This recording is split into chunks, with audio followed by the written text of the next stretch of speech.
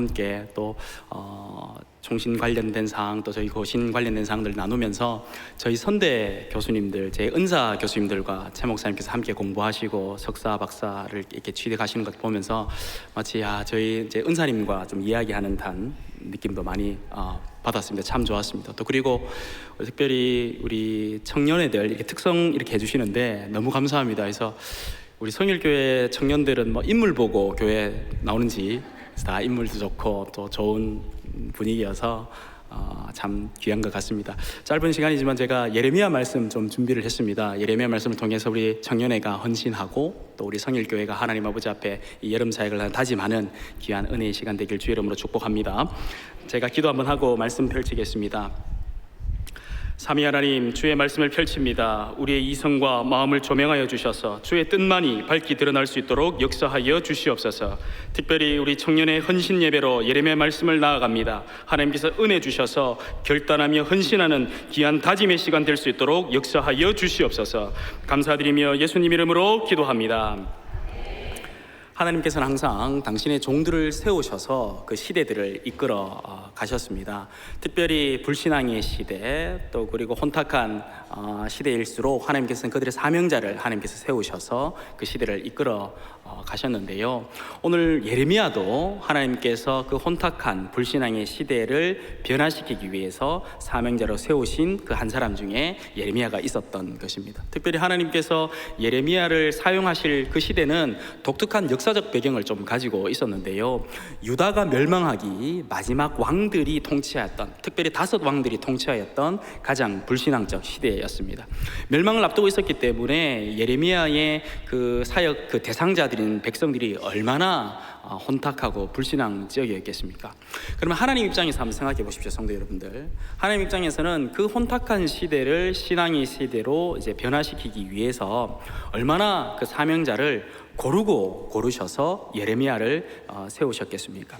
오늘 본문에 보시면 우리 1장 4절부터 10절까지 오늘 본문으로서 채택하여 읽었는데요. 본문에 독특하게 하나님께서 사명자를 세우실 때 어떤 원리들을 우리가 좀 확인할 수가 있습니다. 그리고 성경을 통틀어서 한 사람의 사명자를 세우면서 이렇게 구체적으로 그를 독려하고 그를 이끌어 가시는 모습들이 참 있었던가 할 정도로 참 재미있게 본문이 기술되어져 있는데요. 여기에는 신앙의 원리, 하나님께서 사명자들을 세우실 때에 집중하시고자 하는 몇 가지 원리들을 우리가 살펴볼 수가 있습니다. 우리가 오늘 청년의 헌신 예배이고 또 더 나아가서 성일교회가 하나님 아버지 앞에 헌신하고자 하는 주일 오후 예배로 우리가 맞이하고 있는데요.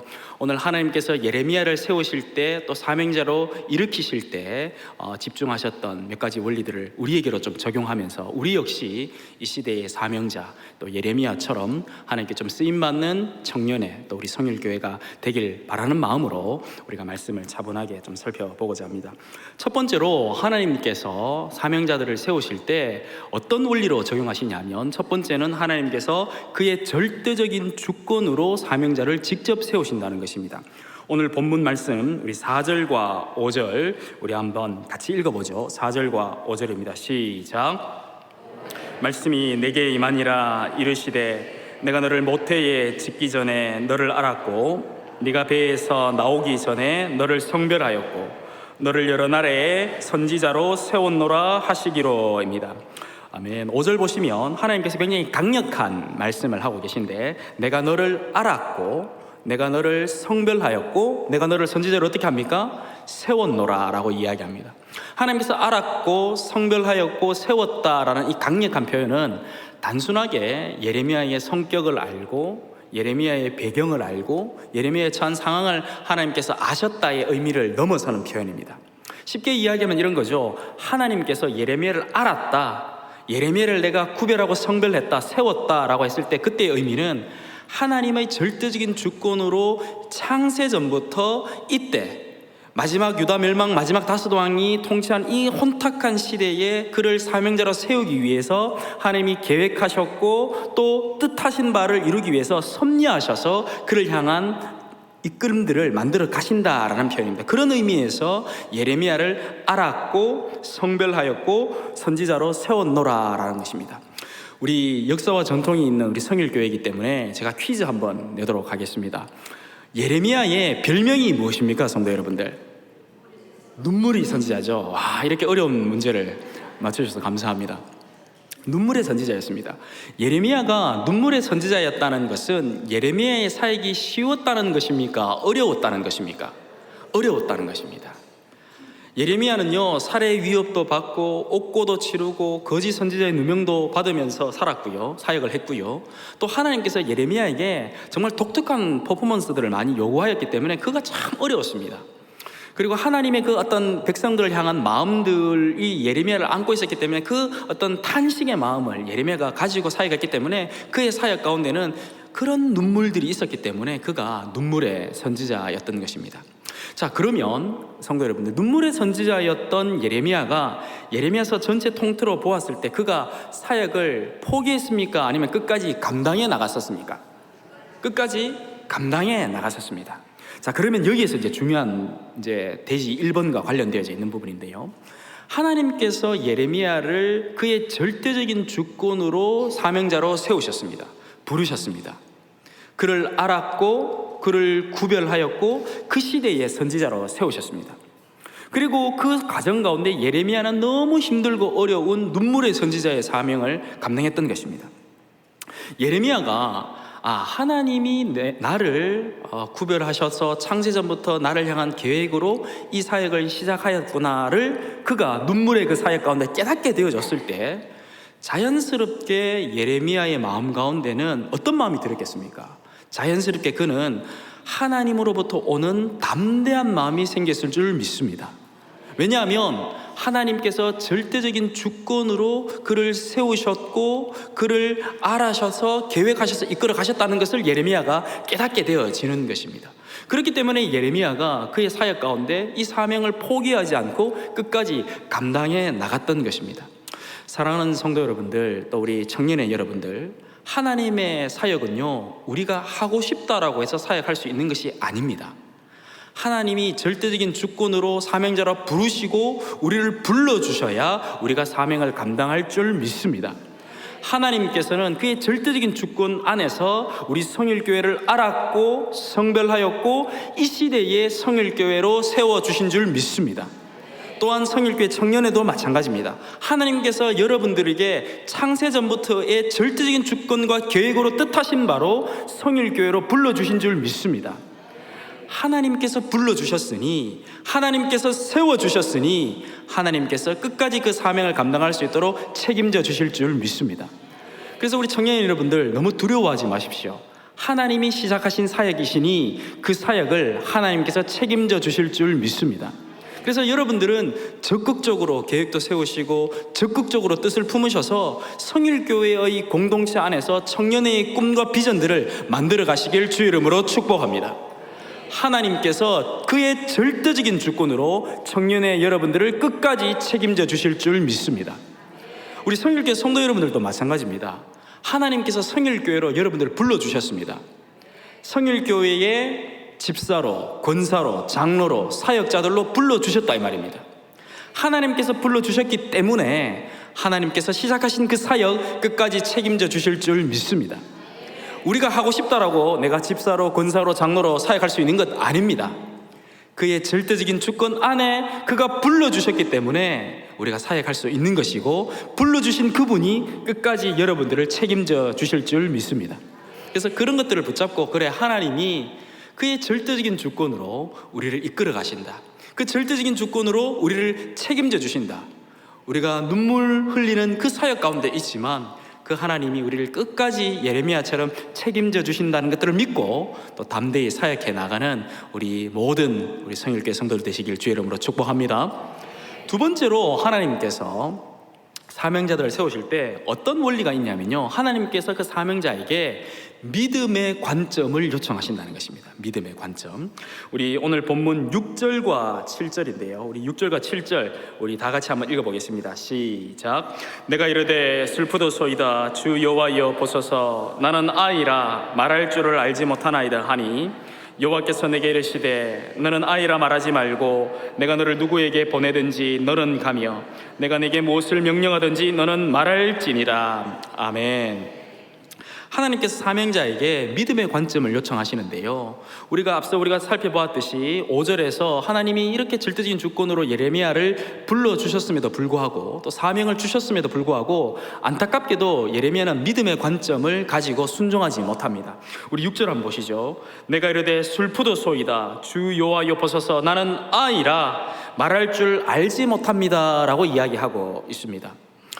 여기에서 우리 한국적 문화 가운데 예레미야가 자신의 어떤 겸손과 겸양을 떨면서 하나님, 내가 사명을 감당할 수 없습니다 라고 이야기하는 것이 아니에요. 이런 거죠. 하나님, 슬픕니다. 안타깝습니다. 답답합니다. 나는 아이이기 때문에 당신의 사역을 감당할 수 없습니다. 이런 거죠. 우리 대구로 표현하면 이런 겁니다. 하나님, 왜 이러십니까? 나는 사명을 감당할 수 없는 아이 같은 존재입니다 라고 이야기하고 있는 것입니다.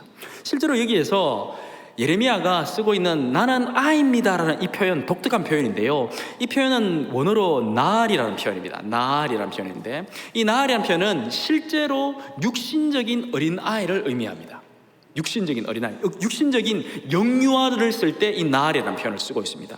근데 예레미야가 독특한 그 단어를 자신의 나이와는 다른 그 단어를 쓰면서 하나님 아버지 앞에 자기를 표현하고 있는 겁니다. 하나님, 나는 어린아이입니다. 나는 영유아입니다. 나는 사명을 감당할 수 없습니다 라고 이야기하고 있는 것입니다. 예레미야의 불신앙적 모습인 거죠. 겸손과 겸양이 아니라 하나님 아버지 앞에 불신앙적인 모습으로 나아가고 있는 것입니다. 그러다 보니까 하나님이 얼마나 답답하셨으면, 우리 7절 한번 보십시오. 예레미야의 그 불신앙이 하나님께서 불러주시는 그 절대적인 주권 앞에 예레미야가 아멘으로 순종하지 못하고, 예, 내가 감당하겠습니다 라고 순종하지 못하고 나는 아이입니다 라는 불신앙의 모습을 보고 하나님이 너무 답답하셔서 그 예레미야의 불신앙을 콕 집어내십니다. 7절 보시면 여호와께서 내게 이르시되 너는 어떻게 말합니까? 너는 아이라 말하지 마라 라고 이야기하죠. 나중에 한번 사전 찾아보십시오. 7절에 여호와께서 쓰고 있는 이 표현도 6절에 쓰고 있는 예레미야 표현과 똑같은 표현입니다. 그러니까 이런 거죠. 예레미야가 썼던 그 내용을 콕 집어서 그의 불신앙을 가르치고 있는 것입니다. 지난 학기에 제가 대학원 수업을 하고 조금 늦게 퇴근해서 한 9시쯤 넘어서 제가 집에 늦게 좀 퇴근을 했습니다. 그래서 그때 저녁을 제가 먹지 못하고 9시쯤 넘어서 수업 마치고 퇴근하다 보니 제가 담대하게 집에 우리 집사람에게 여보, 저녁을 좀 차려달라 했습니다. 한 9시 넘어가지고 제가 아직 살아있습니다. 살아있고 성경적 가부장이 있기 때문에 제가 집사람에게 여보, 내가 저녁을 못 먹었다, 저녁을 좀 차려달라 하니까 또 감사하게 또 우리 집사람이 또 아무 소리 하지 않고 이렇게 맛있게 된장찌개를 끓여서 이렇게 밥을 준비해 주더라고요. 근데 제가 그냥 넘어갔어야 되는데 된장을 첫 술을 딱 뜨니까 이게 조금 짠 거예요. 그래가지고 제가 집사람 그냥 이렇게 차려주는 것도 고마워서 그냥 넘어갔어야 되는데 여보, 된장이 좀 짜다 그랬거든요. 그랬더니 또 우리 집사람이 또 교양이 있기 때문에 또 아무 소리 하지 않고 또 그냥 맛있게 먹고 이제 설거지하고 정리를 하더라고요. 그리고 며칠 지났습니다. 며칠 지나서 제가 마침 냉장고에 이렇게 볶음밥 재료가 있길래 제가 우리 집사람하고 또 우리 두 아이 이렇게 볶음밥을 백종원 레시피를 가지고 제가 볶음밥을 좀 했습니다. 해가지고 맛있게 제 나름대로는 맛있게 해서 우리 집사람하고 우리 아이들에게 볶음밥을 이렇게 딱 차렸어요. 차렸는데 우리 집사람이 첫 술을 딱 뜨면서 하는 말이 뭐였겠습니까? 볶음밥이 좀 짜다라는 거예요. 와, 그 이야기를 듣고 제가 딱 느꼈습니다. 와, 집사람이 나를 콕 찍어서 내가 며칠 전에 한 것을 지금 가르치고 있구나, 나의 어떤 부족한 모습들을 딱 집어내고 있구나라는 것들을 제가 본능적으로 알았습니다. 근데 그 이야기를 딱 들으니 제가 기분이 안 좋더라고요. 기분이 안 좋아가지고 알겠다 하고 저도 다 정리를 하고, 야, 내가 정말 그러지 말아야 되겠다라고 제가 마음을 먹었습니다. 지금 7절에 나오고 있는 하나님의 모습이 다 그런 모습입니다. 다 지금 똑같은 단어를, 나알이라는 똑같은 단어를 콕 집어서 예레미야를 가르치고 있는 겁니다. 그의 불신앙을 지적하고 있는 것입니다. 그런데 우리가 본문을 꼼꼼히 살펴보면 예레미야가 왜 이런 하나님, 나는 아이입니다 라는 왜 이런 표현을 하게 되는가, 그가 왜 이런 컴플렉스적인 자신의 나이와는 맞지 않고 왜 하나님 아버지 앞에 신앙적으로 나아가지 못하게 되는가에 독특한 이런 흐름들이 있습니다. 우리 1장 1절 한번 보시죠. 예레미야 1장 1절입니다. 예레미야 1장 1절 우리 다 같이 한번 읽어 보겠습니다. 예레미야 1장 1절입니다. 시작. 베냐민 땅 아나도스의 제사장들 중 hil기야의 아들 예레미야의 말이라입니다. 지금 예레미야가 어느 지역 출신이냐 하면 베냐민 땅 아나도스의 제사장들 가문 가운데 예레미야의 가문이 형성되어져 있는 것입니다. 자, 여러분들 아까 그 눈물의 선지자라는 어려운 문제도 맞추셨던 성일교회이기 때문에 제가 퀴즈 한번 더 내도록 하겠습니다. 어려운 문제입니다. 이스라엘의 역사적 흐름 가운데 선왕들이 좀 있었죠. 이스라엘의 역사적 흐름들 가운데 선왕들이 있었는데 다윗을 이어서 이스라엘의 왕이 누가 됩니까? 누가 됩니까? 솔로몬이 되죠. 이렇게 어려운 문제도 맞춰주셔서 감사합니다. 다윗을 이어서 솔로몬이 됩니다. 그런데 우리가 잘 알지는 못하지만 다윗과 솔로몬 사이에 어떤 역사적 사건이 발생하냐면 아도니아라는 사람이 쿠데타를 일으켜서 자기가 왕이 되고자 하는 사건이 벌어집니다. 우리 한번 찾아보겠습니다. 열왕기상입니다. 열왕기상 우리 1장입니다. 우리 제가 가지고 있는 구약성경 508페이지입니다. 열왕기상 우리 1장 5절에서부터 7절까지인데요. 5절에서부터 1장 5절에서부터 7절까지 우리 한 절씩 교독하도록 하겠습니다. 제가 먼저 읽겠습니다. 그때에 학기세 아들 아도니아가 스스로 높여서 이르기를 내가 왕이 되리라 하고 자기를 위하여 병거와 기병과 호위병 50명을 준비하니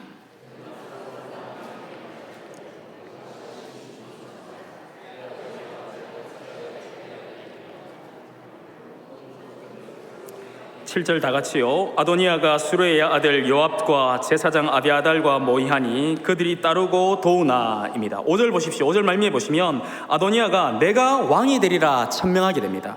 천명하고 그가 실제로 군사를 일으켜요. 일으켜서 안타깝게도 이 아도니아의 쿠데타에 누가 동참하냐 하면 7절 보십시오. 수르의 아들 요압이라는 사람과 제사장 아비아달이 여기에 모의하고 그를 따르고 돕습니다. 아도니아의 쿠데타에 동참하게 된 것입니다. 자, 그런데 성도 여러분들, 다윗을 이어서 왕이 아도니아가 됩니까? 솔로몬이 됩니까? 솔로몬이 됩니다. 솔로몬의 입장에서 왕이 되어졌을 때 아도니아와 그의 일당을 어떻게 하겠습니까? 그의 입장 가운데 우리 성가대 한번 답변해 보십시오. 여러분들이 솔로몬 입장이라면 이 아도니아와 그의 일당을 어떻게 하겠습니까? 우리 권사님들의 인격과 교양을 담아서 좀 답변해 주십시오. 권사님의 인격을 담아주셔서 감사합니다. 죽여야 되는데 실제로 솔로몬은 죽입니다. 그냥 죽이는 게 아니라 쳐 죽입니다. 쳐 죽이는데 우리 열왕기상 2장 한번 보시죠. 열왕기상 2장 우리 24절입니다. 열왕기상 2장 24절 우리 예레미야를 붙잡은 상태에서 열왕기상 2장 24절입니다. 우리 다 같이 읽겠습니다. 시작. 그러므로 이제 나를 세워 내 아버지 다윗의 왕위에 오르게 하시고 허락하신 말씀대로 나를 위하여 집을 세우신 여호와께서 살아계심을 두고 맹세하노니 아도니아는 오늘 죽임을 당하리라. 실제로 아도니아를 이렇게 죽입니다. 우리 25절 끝에 보면 아도니아를 쳐서 죽였더라. 그죠? 쳐서 죽입니다. 자, 그러면 아도니아 죽였죠. 그 다음에 요압과 아비아달이 남습니다. 요압도 쳐 죽입니다. 우리 2장 우리 34절입니다. 2장 34절 한번 보십시오. 우리 2장 34절 우리 다 같이 읽겠습니다. 시작. 여호야다의 아들 브나야가 곧 올라가서 그를 쳐 죽이매 그가 광야에 있는 자기의 집에 매장되니라. 그러죠? 그래서 요압도 쳐 죽입니다. 그냥 막 지기 뿌는 거죠. 그죠? 지기 뿌는 거죠. 솔로몬 입장에서는 그렇지 않겠습니까? 그죠? 자기가 왕이 되어졌는데 이게 굉장히 좀 이게 그 세력들이 좀 이게 놔두면 안 되잖아요. 그죠? 우리나라에도 역사에 그런 게 많지 않습니까? 실제로 솔로몬이 그렇게 했는데 자, 그러면 누가 남았습니까? 아비아달이 남습니다. 그런데 놀랍게도 아비아달에게는 그의 아버지와 사역하였던 아비아달의 사역을 기억하고 그에게는 은혜와 자비를 베풀고 그는 죽이지 않습니다. 그런데 그를 죽이지 않는 대신에 그에게 독특한 처우를 내리고 독특한 지역으로 그를 쫓아버리는데 우리 열왕기상 2장 26절입니다. 우리 다 같이 한번 읽어볼까요? 2장 26절입니다. 시작. 왕이 제사장 아비아달에게 이르되 네 고향 아나도스로 가라. 너는 마땅히 죽을 자이로되 네가 내 아버지 다윗 앞에서 주 여호와의 궤를 메었고 또 내 아버지가 모든 환난을 받을 때에 너도 환난을 받았은즉 내가 오늘 너를 죽이지 아니하노라 하고 아비아달에게는 은혜와 자비를 베풉니다. 그의 선친이었던 다윗과 그가 함께 사역했던 것을 솔로몬이 기억했던 것입니다. 그런데 그럼에도 불구하고 이 아비아달을 처리했기 때문에 그를 어떤 독특한 지역으로 쫓아버리는데 어디로 쫓아버립니까? 어디로 쫓아보내죠? 아나도스로 쫓아보내는 것입니다. 우리 26절 보십시오. 아비아달에게 이르되 네 고향 아나도스로 가라 라고 하면서 아나도스를 쫓아버리는 것입니다. 그러면 여러분들 무릎을 탁 치셔야 되는 겁니다. 아, 이 아나도시구나.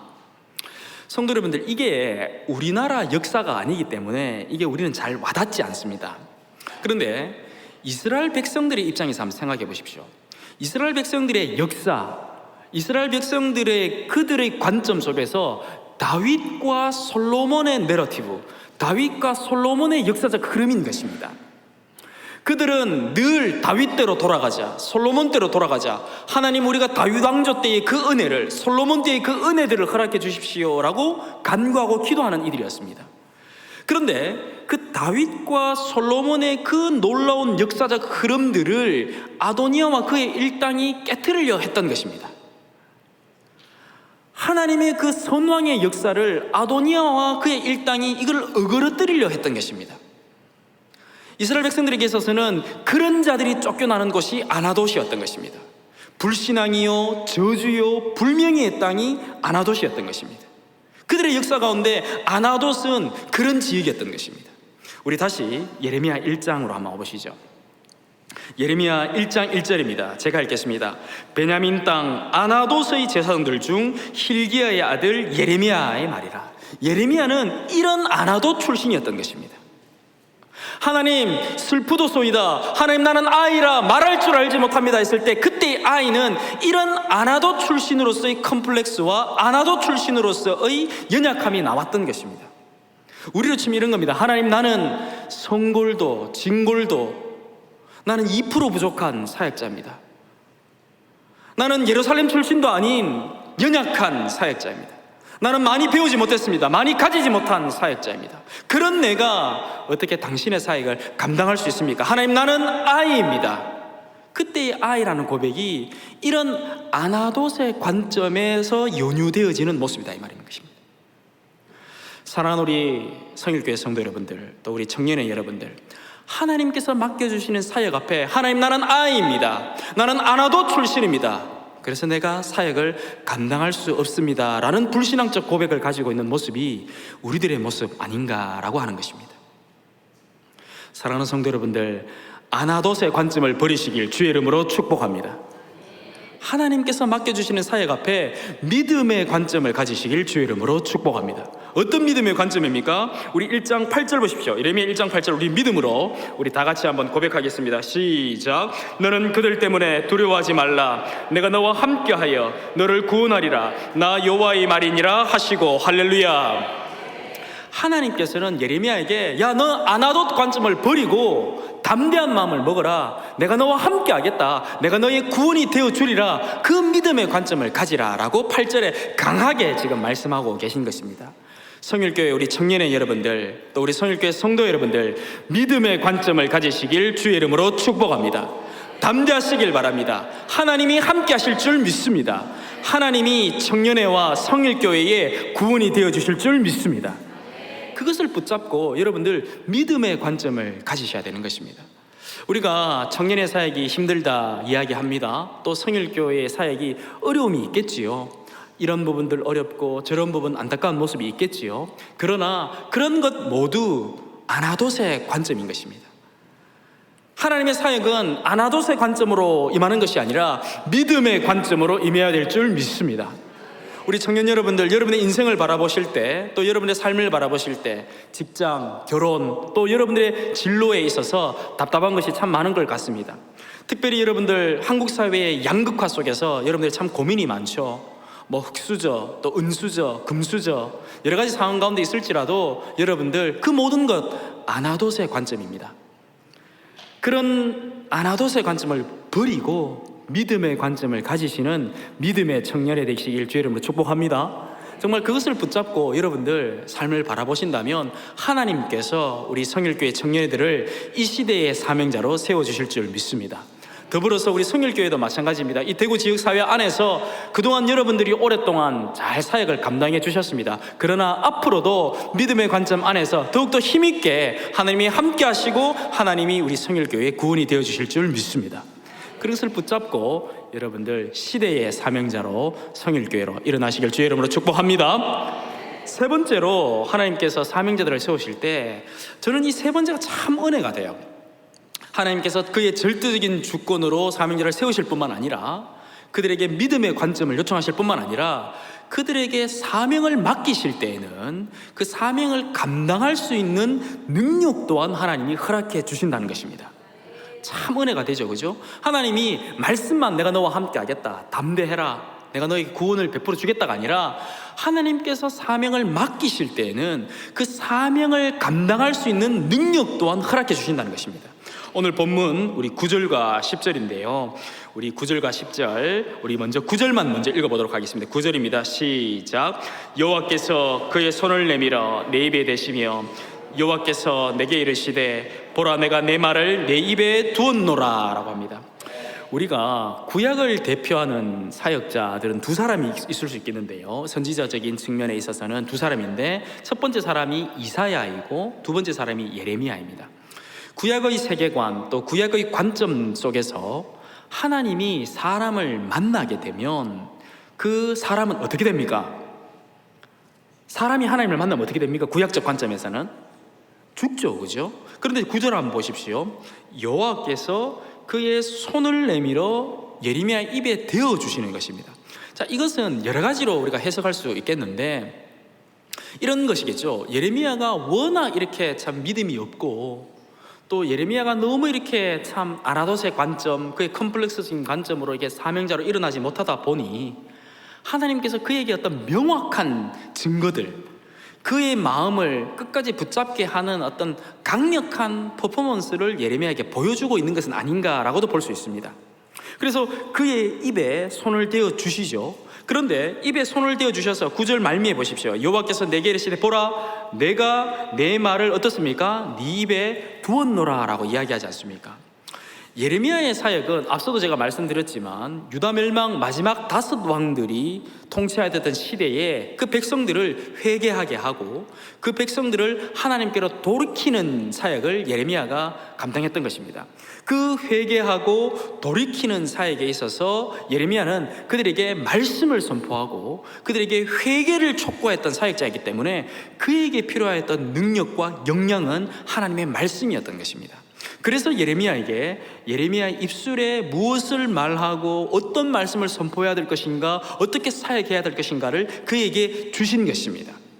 사랑하는 성도 여러분들, 우리가 하나님께서 세워주신 사명자 일터인데 하나님께서 그 사명을 맡겨주셨을 때는 그냥 말로만 하신 것이 아니라 우리에게 그 사명을 주셨을 때 그 사명에게 꼭 필요한 역량과 능력 그리고 감당할 수 있는 힘들을 하늘로부터 허락해 주실 줄 믿습니다. 우리 성일교회가, 우리 청년회가 주님의 사역을 감당해 나갈 때 우리의 이성과 우리의 능력이 아니라 하나님의 능력, 하늘의 능력을 받아서 사역하시길 주의 이름으로 축복합니다. 그래서 여러분들은 그것을 사모하며 간구할 수 있습니다. 하나님, 나에게 맡겨주신 이 사역들을 감당하기 위해서 내게 꼭 필요한 능력을 허락해 주십시오. 그것이 필요한 것이 물질이라면 물질을 허락해 주십시오. 그것이 필요한 것이 환경이라면 환경을 열어주십시오. 그것이 필요한 것이 시간이라면 내게 시간을 허락해 주시고 건강을 허락해 주시고 그 사명을 감당할 수 있도록 꼭 필요한 능력을 허락해 주십시오라고 여러분들 간구할 수 있습니다. 그리고 이 말씀 붙잡고 여러분들이 기도하시면 되지 않겠습니까? 하나님, 예레미야에게 허락하신 그 능력을 내게도 허락해 주십시오. 와, 가슴 뛰지 않습니까? 아닙니까? 정말로 이러한 능력으로 여러분들이 사역해 나간다면 우리 성일교회와 우리 청년회가 이러한 하나님 주시는 능력으로 사역해 나간다면 정말로 이게 익사이팅하고 얼마나 좋겠습니까? 우리 성일교회가 바라보는 비전들, 또 우리 청년회가 바라보는 비전들이 있지 않겠습니까? 그 비전들을 바라보면서 하나님, 내가 어느 부분에 어떻게 나아갈까요? 이것을 위해서는 내가 이런 것들이 필요합니다. 하나님, 내게 그런 것들을 좀 허락해 주십시오. 그 능력 받아서 사역해 나가시길 주의 이름으로 축복합니다. 그리고 그 능력 받아서 사역할 때 얼마나 권세 있고 얼마나 영향력 있게 사역할 수 있냐면요, 10절에 그 권세와 영향력이 나타나는 것입니다. 우리 10절 한번 보십시오. 우리 10절 다 같이 한번 읽어보겠습니다. 시작. 보라, 내가 오늘 너를 여러 나라와 여러 왕국 위에 세워 네가 그것들을 뽑고 파괴하며 파멸하고 넘어뜨리며 건설하고 심게 하였느니라 하시니라. 아멘. 우리 보십시오. 예레미야를 선지자로 세웠지 않습니까? 만국 위에 여러 나라와 여러 왕국 위에 하나님께서 그를 세워주셨습니다. 그래서 예레미야가 하늘로부터 받은 능력을 가져, 말씀의 능력을 받아서 그가 이제 말씀을 선포하고 사역하지 않습니까? 그가 그렇게 했더니 어떻게 됩니까? 그의 권세와 영향이 어떻습니까? 네가 그 여러 나라와 여러 왕국 위에 세워졌는데 네가 그것들을 어떻게 합니까? 우리 같이 한번 해볼까요? 뽑고, 우리 뽑고 다 같이 해봅시다. 뽑고 파괴하며 파멸하고 넘어뜨리는 사역을 예레미야가 감당한다 이 말입니다. 그 열국에 이런 거죠. 예레미야가 말씀을 선포함으로 말미암아 그들에게는 회개를 촉구해야 되지 않겠습니까? 그래서 그들이 잘못한 것들, 그들의 불신앙적인 것들, 하나님 아버지 앞에 어그러져 있는 것들을 그가 말씀을 선포함으로 말미암아 그 모든 것들을 어떻게 합니까? 뽑아버리고 파괴하고 파멸하고 넘어뜨리는 권세 있는 영향력 있는 사역을 예레미야가 감당해 나갔다 이 말입니다.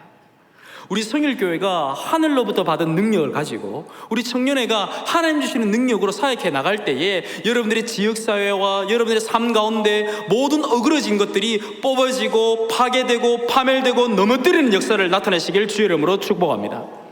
이게 하나님 입장에서 한번 생각해 보십시오. 하나님 입장에서 예레미야가 그렇게 사역함으로 말미암아 그들이 회개한다 이 말입니다. 그들이 모든 어그러진 것들을 뽑아버리고 파괴하고 파멸하고 넘어뜨림으로 말미암아 쉽게 이야기해서 이거죠, 거룩하게 되어지고 정화되어진다 이 말입니다. 그들이 깨끗한 거룩으로 하나님께 나오게끔 하는 예레미야의 말씀 사역이다 이 말입니다. 성일교회가 또 우리 청년회가 하늘로부터 능력받아 이 지역사를 위해 이 반야월 지역에, 더 나아가서 이 대구광역시 안에 경상북도 안에서 힘있게 뽑아버리고 파괴하고 파멸하고 넘어뜨리는 그 거룩의 사역, 성결의 사역을 감당한 이후에 우리 10절 하반절 보십시오. 거기에 어떻습니까? 깨끗해진 그 그릇에 어떻습니까? 하나님의 나라를 건설하고 복음을 심기우는 사역들을 감당해 나갈 줄 믿습니다. 특별히 이 지역 같은 경우에는 우상숭배가 얼마나 강합니까? 이 지역 같은 경우에는 성일교회의 그 복음의 사역들을 통해서 지역사회를 섬기는 사역들을 통해서 여기에 우상숭배들이 어떻게 됩니까? 정화되어지고 그것들이 다 깨끗해진 그것에 하나님 나라가 건설되고 심기어진다, 복음이 심기어진다 이 말입니다. 또 우리 청년의 여러분들, 여러분의 직장과 여러분의 삶, 또 진로 안에서 정말 하나님께서 주시는 그 정화의 작업 이후에 여러분들의 그 직장을 하나님의 나라로, 여러분들의 가족들과 여러분의 지인들에게 복음을 심기우는 그 귀한 사명을 우리 청년회가 감당해 나간다면 상상만 해도 참 좋지 않겠습니까? 우리 여러분들 보십시오. 조금만 지나면 저 청년회가 성일교회의 미래됩니다. 저 청년들이 지금은 여러분들 보시기에 젊어 보이고 아직은 20대요 30대지만은 그들의 모습을 통해서 우리 성일교회의 집사로, 권사로, 장로로, 사역자들이 저 그룹들 속에서 일어난다 이 말입니다. 저들이 성일교회 안에서 하나님 나라를 건설하고 복음을 심기우는 주체가 된다 이 말입니다. 그래서 저들이 무언가를 하려고 할 때 우리 성일교회가 힘도 써주시고 재정도 써주시고 저들이 헌신해 나가고자 할 때 전폭적으로 좀 후원해 주시길 주의 이름으로 축복합니다. 저들이 성일교회의 미래입니다. 저들이 성일교회의 100주년을 만들어갈 이들입니다. 그래서 그런 것들을 생각하셔서 조금 부족해도 저들이 무언가 하고자 하시면 그냥 다 좀 허락해 주시고 밀어 주십시오. 얼마나 귀합니까? 이 시대에 나와서 특송도 하고 헌신하고자 지금 다짐하고자 이 자리에 앉아 있는 게 기적입니다. 그래서 그렇기 때문에 저 친구들이, 저 청년들이 정말로 하나님 아버지 앞에 헌신할 수 있도록 여러분들이 물질이며 시간이며 환경이며 모든 상황들을 조금 저들을 눈높이에 맞추어서 함께 가주시고, 야, 저 친구들이 우리 성일교회를 이끌어갈 지체들이다라는 것들을 기억하시고, 야, 저 친구들이 우리 미래의 집사들이요, 권사들이요, 장로들이 이런 것들을 기억하고, 여러분들이 우리 청년회들을 좀 더욱더, 지금도 많이 사랑하시지만 더욱더 사랑하시고, 물질이요 모든 것들을 좀 힘있게 또 힘써 주시길 주의 이름으로 축복합니다. 그래야 저들도 헌신하고 또 뭔가 좀 더 멋있게 좀 나가지 않겠습니까? 그죠? 우리 말씀을 정리합니다. 오늘 하나님께서 예레미야를 사명자로 세우시는 모습들을 통해서 우리의 모습들을 한번 적용해 보길 원합니다. 하나님께서는 사명자를 세우실 때 어떻습니까? 그의 절대적인 주권으로 직접 세우시는 것입니다. 그렇기 때문에 우리는 담대할 수 있는 것입니다. 왜? 하나님이 시작하신 사역이기 때문에 하나님이 끝까지 책임져 주실 줄 믿습니다. 두 번째로, 하나님께서 사명자를 세우실 때 어떻습니까? 아나도서의 관점이 아니라 믿음의 관점을 요청하신다는 것입니다. 우리 옆에 분들하고 한번 이렇게 이야기할까요? 아나도서의 관점을 버립시다. 예, 그 다음 한 번 더 이야기합시다. 믿음의 관점을 가집시다. 네, 감사합니다. 세 번째로, 하나님께서는 어떻습니까? 그들에게 사명을 맡기실 때는 그 사명을 감당할 수 있는 능력 또한 허락하신다는 것입니다. 그 능력받아 사역할 때 우리는 권세 있게 사역할 수 있을 줄 믿습니다. 그리고 우리 청년회가 또 그 권세 있게 사역할 수 있도록 더욱더 후원해 주시고 또 섬겨 주시면 감사하겠습니다. 우리 이 시간 이 세 가지 원리들을 기억하고, 하나님, 내가 정말 이 시대의 사명자로 한번 일어나겠습니다. 하나님, 내가 이 시대의 사명자로 한번 살아가겠습니다. 다짐하며 우리가 찬양하며 기도했으면 좋겠는데요. 우리 충만이라는 찬양이 있습니다. 난 예수로 충만하네 라는 찬양인데, 우리 성도 여러분들 잘 아실 줄 믿습니다. 우리 함께 이 찬양 한번 부르고 우리 간절히 말씀 기억하면서 우리 기도하며 나가겠습니다.